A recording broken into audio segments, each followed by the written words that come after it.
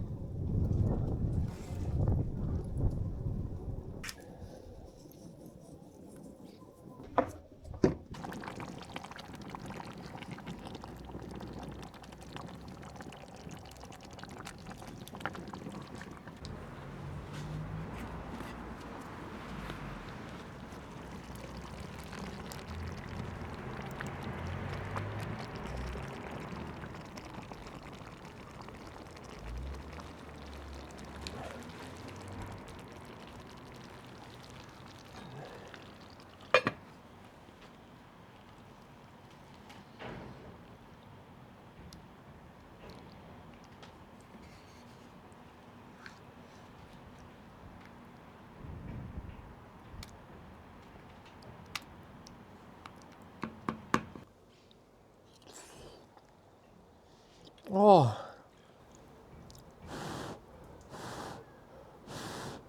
Ale, que aproveche